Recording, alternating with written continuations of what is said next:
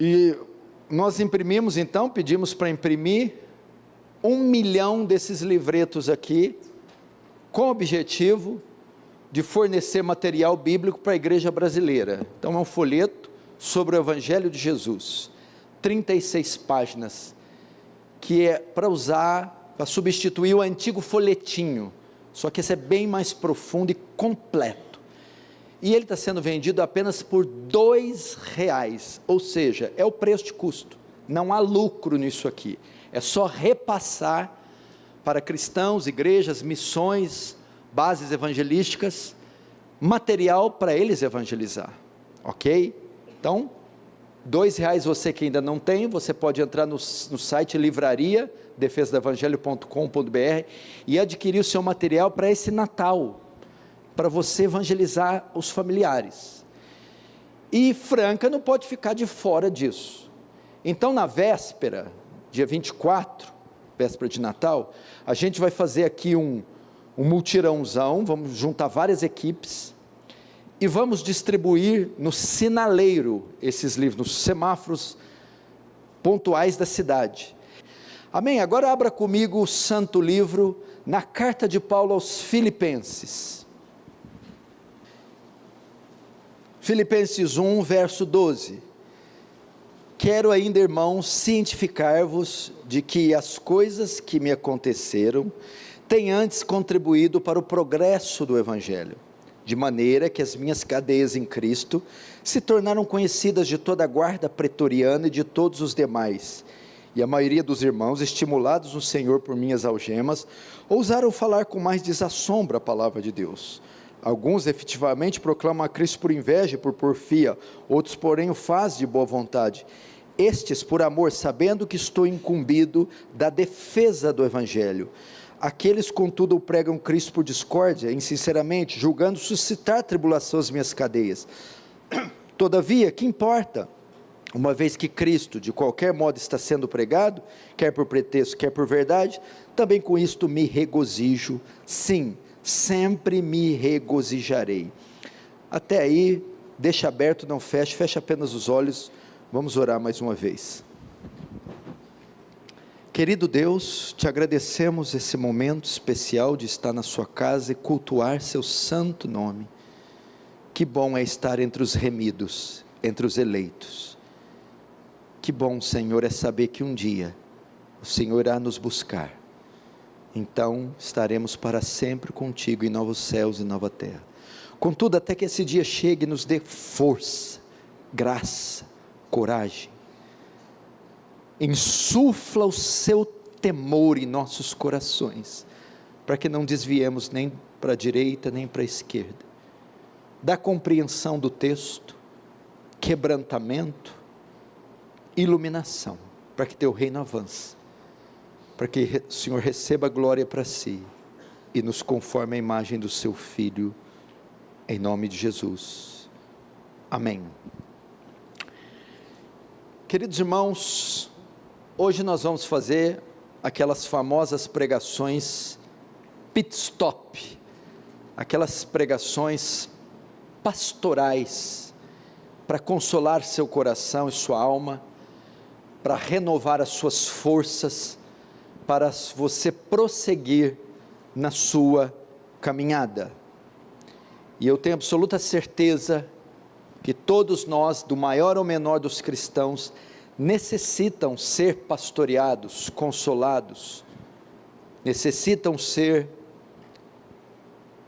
conduzidos. E eu quero usar aqui esse texto maravilhoso do apóstolo Paulo, e usar um tema, o título, tirado de um ditado popular, de uma frase muito comum no nosso meio: males que vêm para o bem.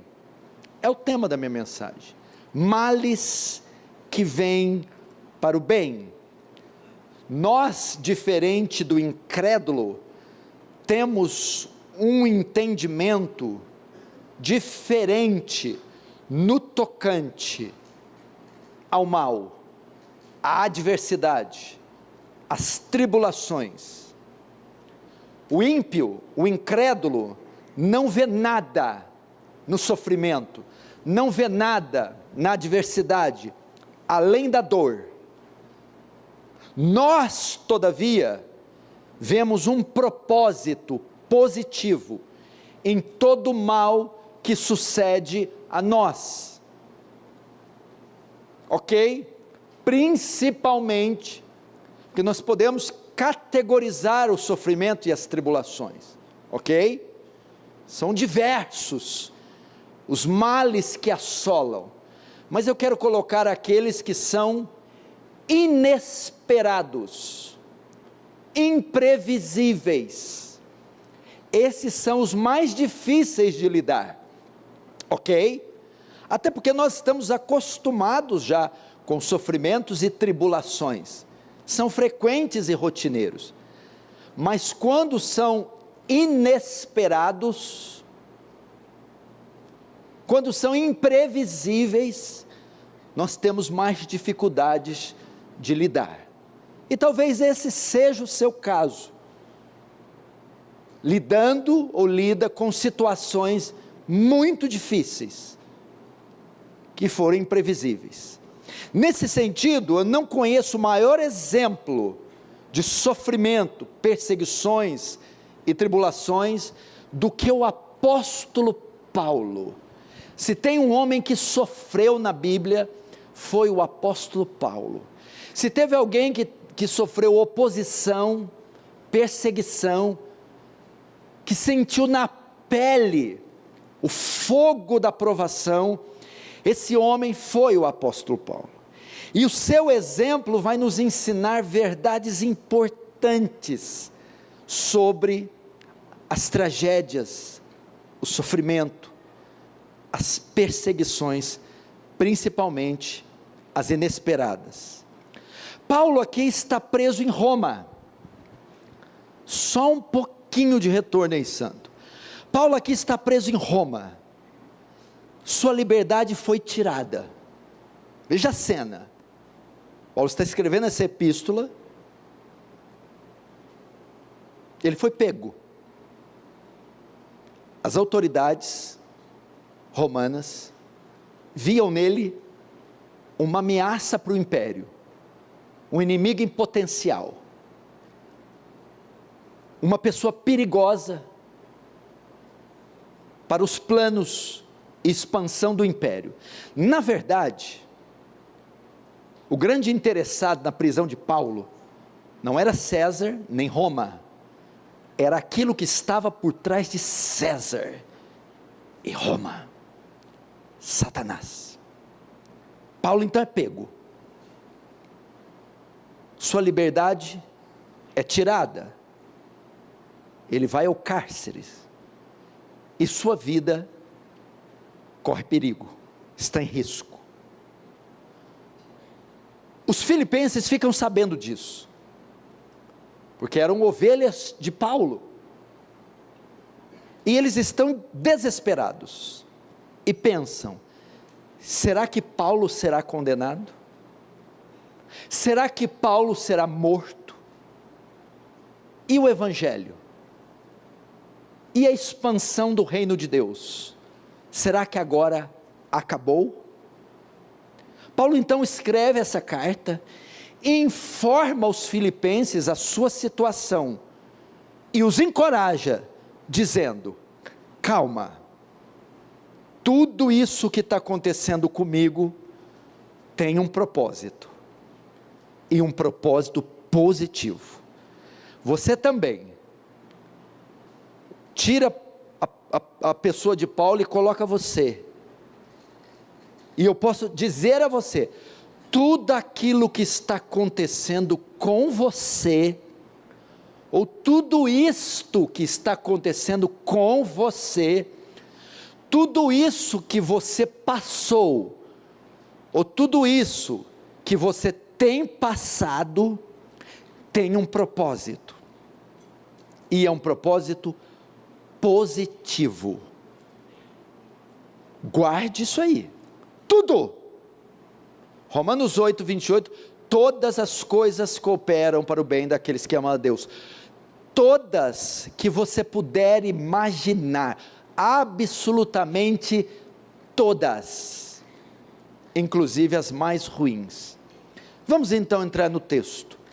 Paulo, então, dá um parecer aos filipenses, e fala a eles o inesperado. Verso de número 12. Quero ainda, irmãos, cientificar-vos de que as coisas que me aconteceram têm antes contribuído para o progresso do Evangelho. Cientificar-vos, quero ainda, porque quero ainda, nós estamos falando do verso 12, do 1 ao 11, ele está fazendo a introdução da epístola, então ele está trazendo informações para os filipenses.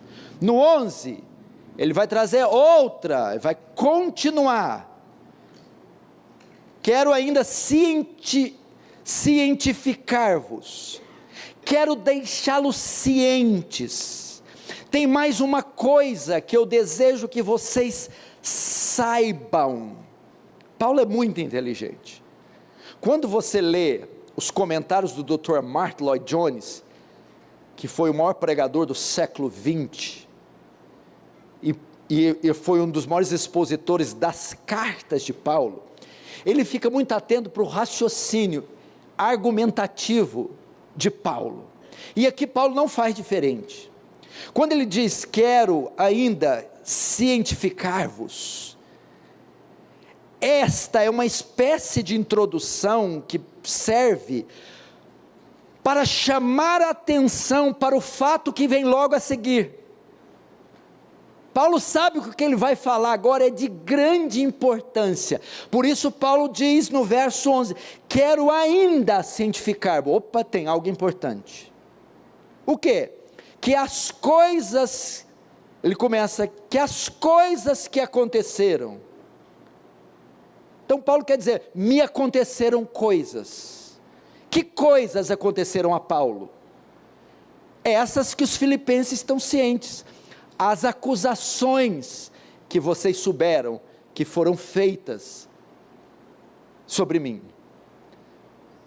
as prisões, que eu fui pego e preso pelas autoridades romanas, a perda da minha liberdade, estas coisas tiveram um propósito. Paulo começa dizendo isso, estas coisas tiveram um propósito, e foi positivo. O texto diz, estas coisas que aconteceram, têm contribuído para o progresso do Evangelho. Veja só, aos olhos humanos, isso seria uma coisa horrível, ser privado da liberdade, ser sentenciado, não ter mais o direito de pregar, ser tolhido dos seus direitos, mas, aos olhos divinos, esse contratempo, essa adversidade, essa prisão, é motivo de bênção. O termo grego que Paulo usa aqui, quero ainda dizer que essas coisas que aconteceram, as prisões, contribuíram para o avanço do Evangelho. A palavra avanço no grego é remover pedras, ou remover obstáculos. Essas prisões, na verdade, estão removendo os obstáculos que eu tinha para pregar o Evangelho. Essas prisões, essa adversidade, na verdade, ela não está fechando o caminho, ela está abrindo. Deus está usando essa adversidade, Deus está usando essa situação ruim, para promover ainda mais o Evangelho. Estas pedras que Satanás colocou no meu caminho, prisões, pensando que me impediu o avanço, na verdade estão servindo de degraus, para eu subir mais alto.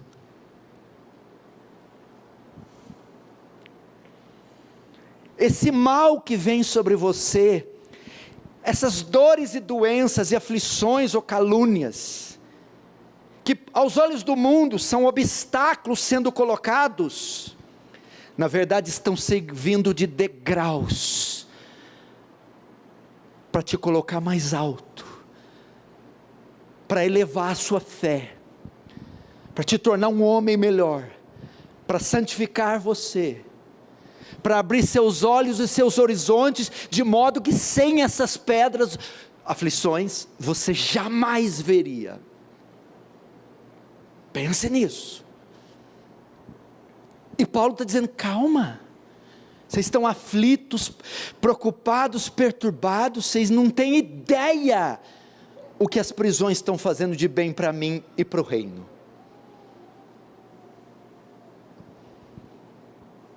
Isaías 55, 8 e 9, Jesus diz, os meus pensamentos não são os vossos, nem os meus caminhos os vossos. Assim como os céus são mais altos que a terra, assim meus pensamentos mais altos que os seus. O que quer dizer isso? Deus atua de uma maneira que está acima da nossa compreensão. Todo mundo triste porque ele está preso, e Paulo está dizendo, vocês tinham que estar alegres. Estão entendendo? Agora Paulo vai mostrar como foi, ok? E ele está dizendo que, tá, e que pedras foram essas? Meus irmãos, não fiquem aflitos, porque essas prisões estão contribuindo para o progresso do Evangelho. Vocês estavam achando que as portas foram fechadas? Não, elas abriram. Agora Paulo vai explicar como foi que a prisão contribuiu. Como foi que a prisão contribuiu para o progresso do Evangelho? Verso 13, de maneira que as minhas cadeias em Cristo, ou seja, minha prisão, minhas algemas, o cárcere, se tornaram conhecidas de toda a guarda pretoriana e dos demais.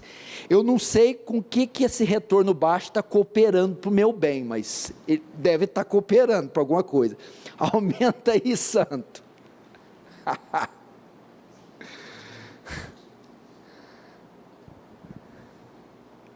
Eles falam que o pior inimigo do pregador não é Satanás, é o técnico de som. Me ajude em oração por aquela alma. Vou ler de novo. De maneira que as minhas cadeias em Cristo, agora ficou bom, se tornaram conhecidas de toda a guarda pretoriana. Quem era a guarda pretoriana? E de todos os demais. Era a escolta pessoal de César, era a guarda de elite do império. E Paulo está dizendo que os soldados romanos, a guarda pretoriana, através da sua prisão, estava se convertendo. Minha prisão, Paulo está dizendo para os filipenses, fez com que toda a guarda pretoriana ouvisse o Evangelho. Por quê? Paulo estava preso, na sua primeira prisão em Roma, em uma prisão domiciliar. E ele era guardado por 2 guardas que revezavam em 2 turnos, durante um período de 2 anos. Então os guardas ficavam presos junto com Paulo. Alguns dizem que é acorrentado um em cada braço. Então Paulo fala, vocês estão acorrentados aí? Ótimo, não tem jeito de vocês saírem. E eles revezavam em 2 turnos. O que Paulo fazia? Enquanto esses guardas o vigiavam e trocavam turno e retorno, Paulo dava seu testemunho de mansidão, de paciência, e ele pregava o Evangelho. Assim os guardas puderam perceber sua mansidão, sua paciência, sua coragem e a sua inquebrantável fé, e assim ficaram impressionados. Porque você se lembra, Paulo fez 3 viagens e evangelizou toda a bacia do Mediterrâneo, mas Paulo sabia que para ter maior eficácia na expansão do Evangelho, ele tinha que pregar na capital, do império, Roma. Mas não tinha jeito de Paulo entrar lá, era impossível, só tinha uma maneira: se ele fosse preso. Então a única maneira de Paulo, do evangelho entrar em Roma, era com a prisão de Paulo. E Filipenses 4:22, ele diz assim: todos os santos vos saúdam, especialmente os da casa de César. Em Romanos, no final da epístola, ele diz: vos saúdo os da casa de César. Ele está saudando irmãos, mas irmãos da casa de César? Quem são esses, os da casa de César? A guarda pretoriana, a tropa de elite do Império Romano, a escolta pessoal de César, de modo que Paulo jamais teria alcançado o coração do império, se não fosse por suas prisões, por suas cadeias.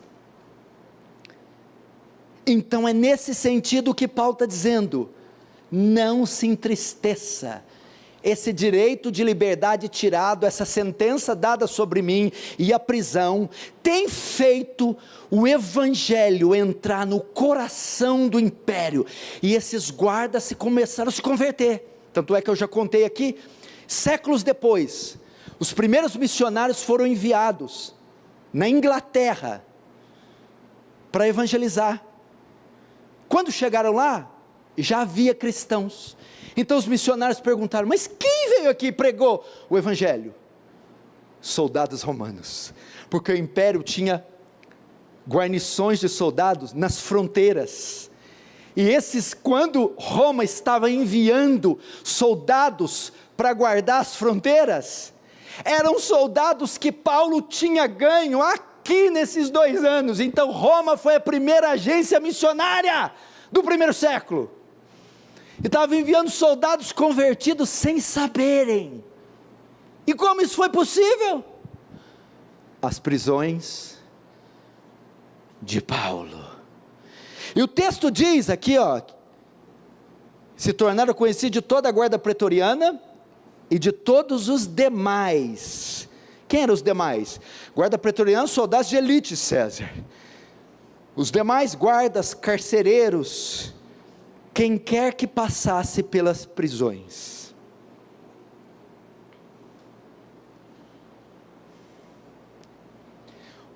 Um comentarista escreveu: estamos guardando um prisioneiro muito especial.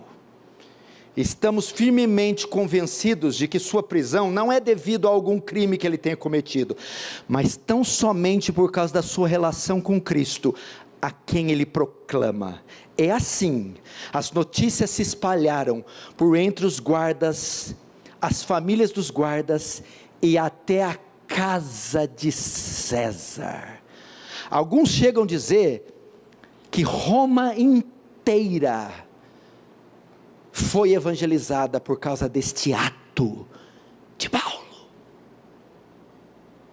Você está vendo?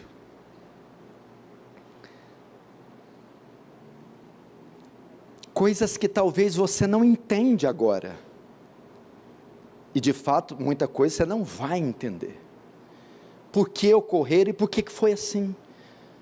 Você fala: por que eu casei com essa mulher? Só me traz problema. Por que eu contraí núpcias, assinei um contrato com esse homem? Não tinha sujeito pior para eu me casar com esse homem. Por que eu fui sair aquele dia? Se fosse 5 minutos antes, não tinha acontecido o acidente. Por que aquele dia o exame deu essa coisa, esse nódulo, esse câncer? Não sei.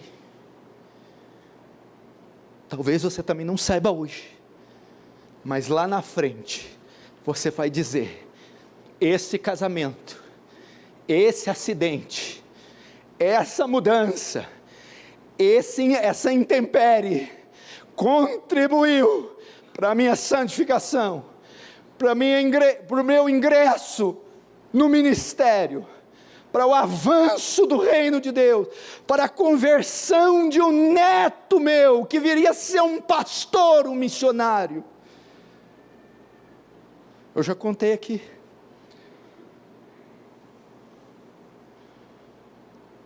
Era fevereiro, o ano era 82.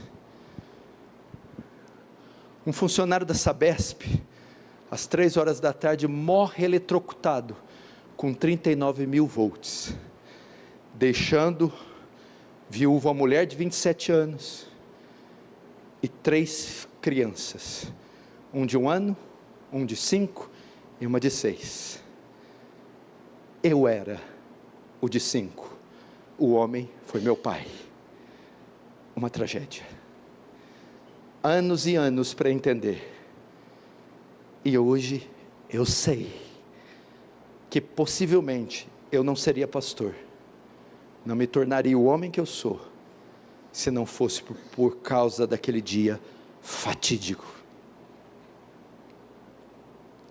É assim, não existe acaso na vida do crente,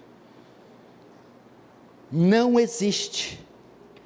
Que mais? Primeiro, como a prisão contribuiu? Primeiro, abriu portas para o evangelho. Segundo, trouxe avivamento. Verso 14, e a maioria dos irmãos, estimulados no Senhor, por minhas algemas, ousam falar com mais desassombro. Procura essa palavra estimulados no grego aí, Cunha, e você vai me falar aí depois. Veja só o verso 14 novamente, e a maioria dos irmãos, estimulados no Senhor por minhas algemas, ousaram falar com mais desassombro, coragem, a palavra de Deus.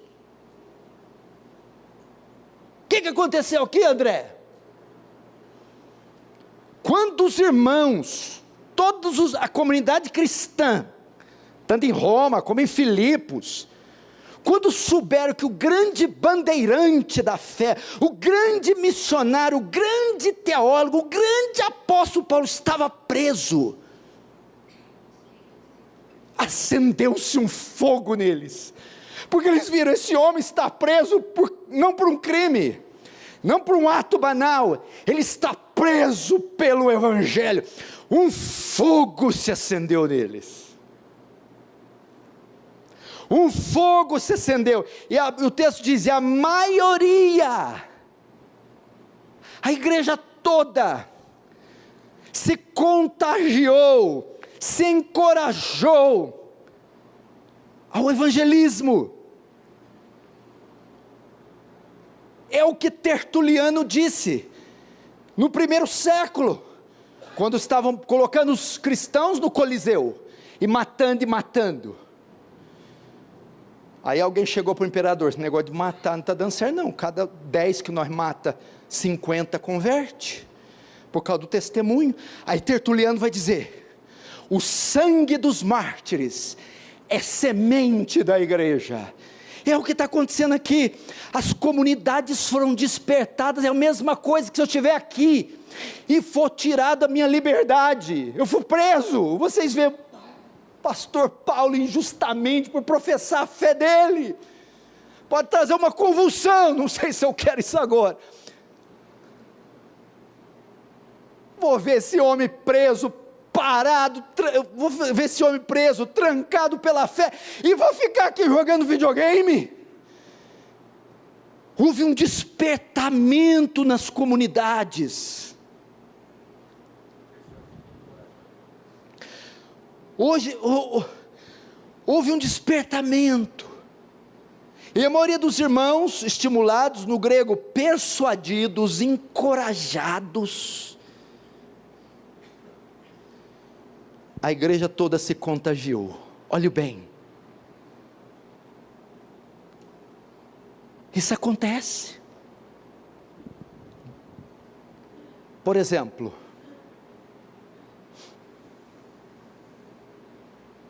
Deus está falando com você na pregação, a sua esposa, seu marido, seus filhos, você mudar de vida, você buscar mais a Deus, ler a Bíblia, largar o pecado, o que você faz? O que você faz? Nada, amanhã, depois, aceitando uma propininha aqui, vai fazendo um negocinho sujo aqui, vem na igreja de 15 em 15 dias, vai indo, nada. De repente o pau tora. De repente acontece uma tragédia, no outro dia 6 da manhã está na igreja. Não é assim? Esses irmãos estavam mortos, estavam só ali na jogatina, só na cacheta, só estavam ali na rinha de galo, só estavam ali com o radião ouvindo, fla-flu, saber de Deus não. Ah, meu amigo, mas quando o bicho pegou, quando veio a pandemia, doença, quando quebra financeiramente, quando vem, aí todo mundo larga o pecado e vai buscar Deus. Foi isso que aconteceu aqui. Agora o negócio é sério, prenderam o cara, agora não tem ninguém para pregar para mais não, tem ninguém para vir aqui na nossa casa não, comer pão com calabresa, não tem mais não tem ninguém para acudir nós não, nós vamos ter que se virar, o cara foi preso.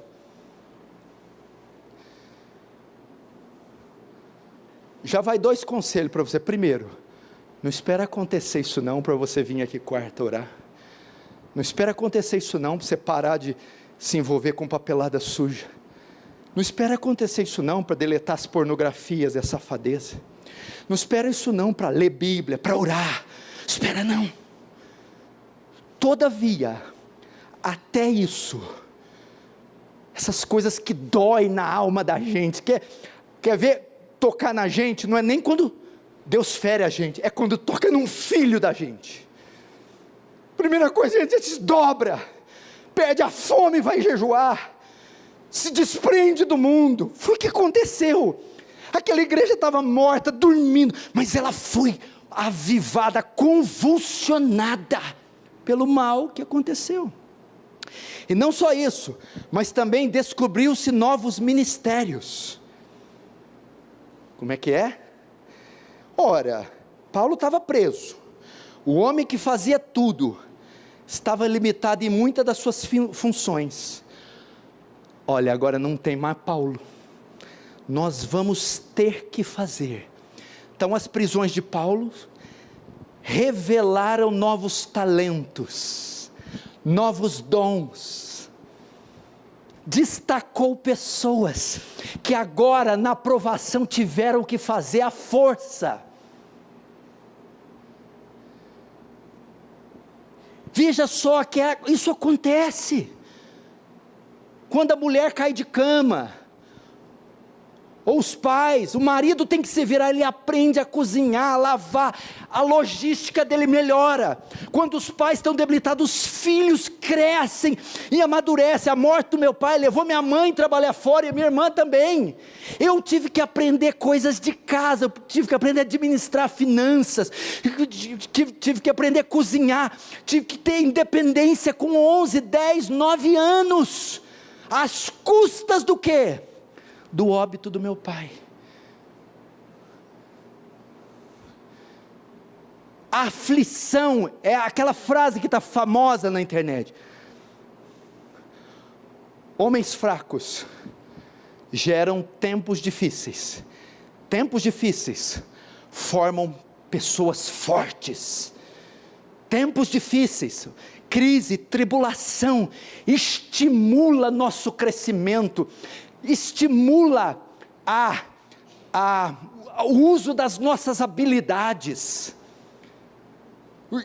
O sofrimento, a tribulação, desperta dons e talentos adormecidos em nós. Isso é maravilhoso. Isso é maravilhoso. Veja Josué, jamais se destacaria se não fosse com a morte de Moisés. Com a morte de Moisés, um extraordinário líder se revela, Josué. Jeremias, o seu chamado só aconteceu com a apostasia de Judá.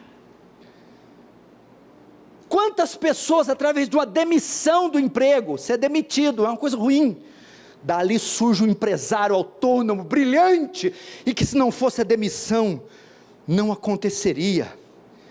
Veja a peste negra, dos milhões que ela matou muitos copistas, E ali teve que ser criado o que? A imprensa na Idade Média, veio às custas da dor da peste negra.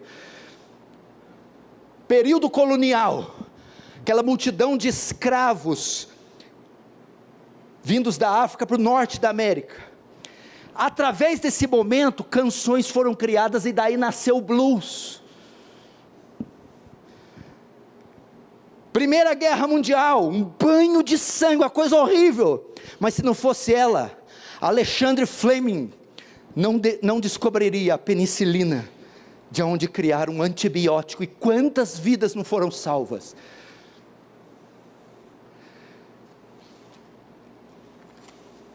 Pois as prisões de Paulo revelaram evangelistas, missionários, pastores, pregadores.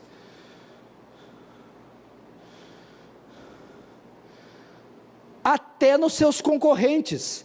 Veja o verso 15. Alguns efetivamente proclamam a Cristo por inveja, porfia, outros porém fazem-o de boa vontade. Verso 17, aqueles contudo pregam Cristo por discórdia, sinceramente, julgando suscitar tribulação às minhas cadeias. Até aí.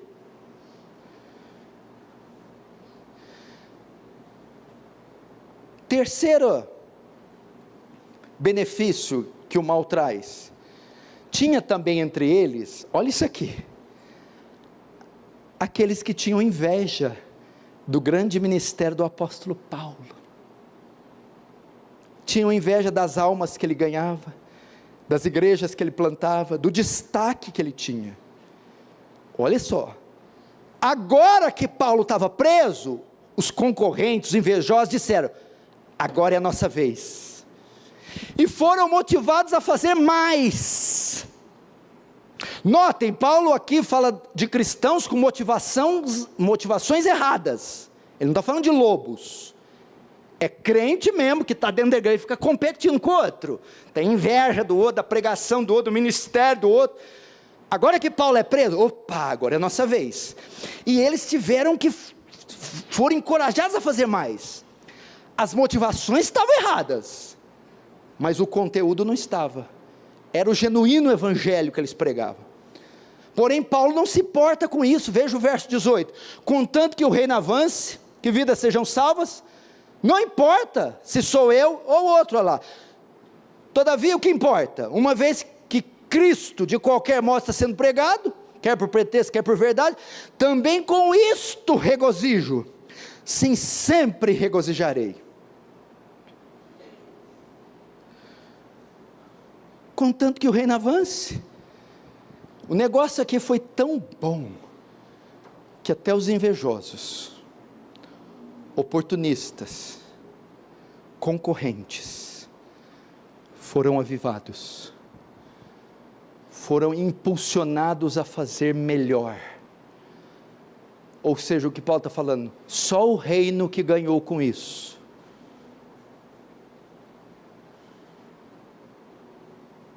Não é maravilhoso, irmãos?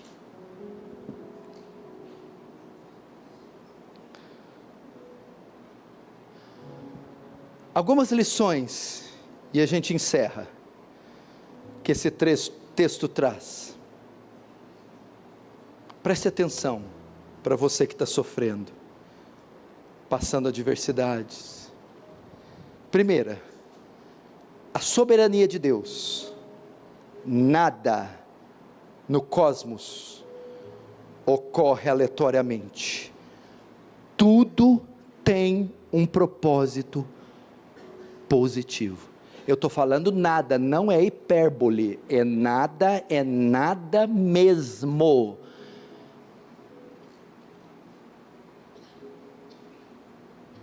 É uma bifurcação que você erra.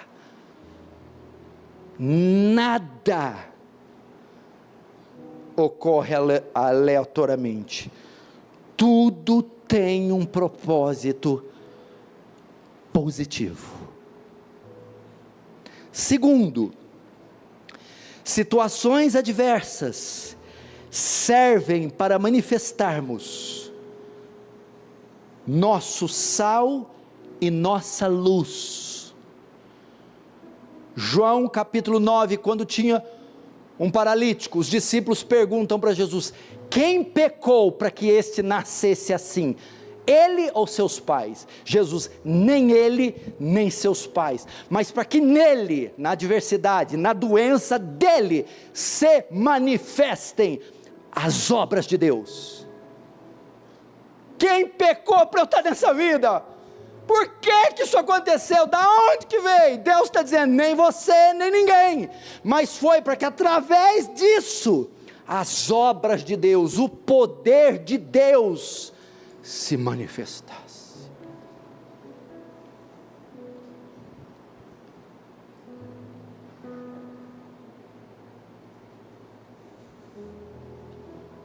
Vamos pensar assim: a cura, o milagre da cura. Alguém já viu alguém saudável ser curado? Quem já viu? Como é que a cura acontece? Só com a enfermidade. Alguém já teve livramento de nenhum perigo que sofreu? Deus me livrou de quê? Dormir mais tarde. Nunca vi. Eu quase fui assaltado. Então, os perigos, as enfermidades, as tragédias, as humilhações, elas devem ocorrer, porque sem elas, jamais se manifestaria o poder de Deus.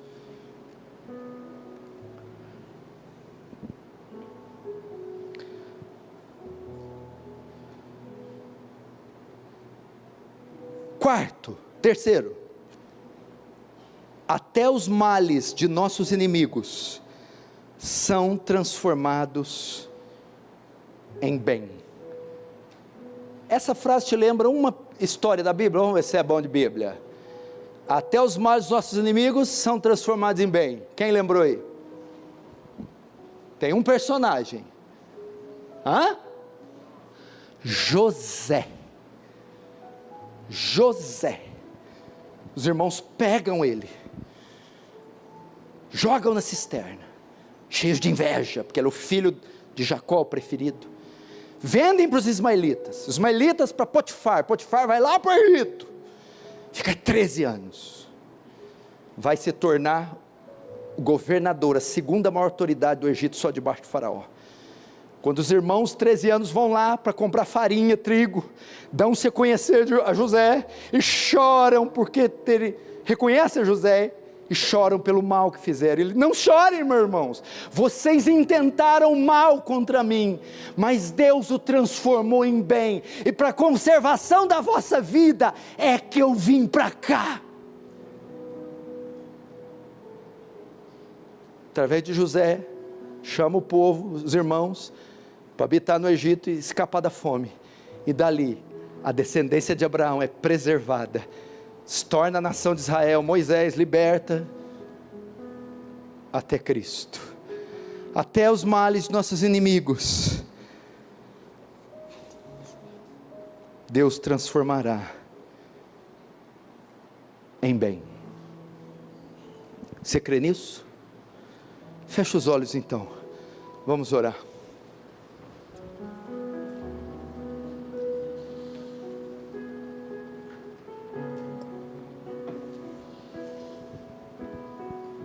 Se você é aquele que precisa orar, para saber, Deus, por quê? O Senhor acabou de dizer que tem um propósito, então me mostra o propósito de eu ter casado com esse homem, de eu ter passado aquilo, de eu ter sofrido aquilo, me mostra. Se esse não é o seu caso, você ora: Deus, então me fortalece para resistir, com fé e confiança ao que eu estou passando. Se o seu é outro caso, ore: Senhor, me faça alegrar pelo fato de saber, que tudo isso tem um propósito positivo.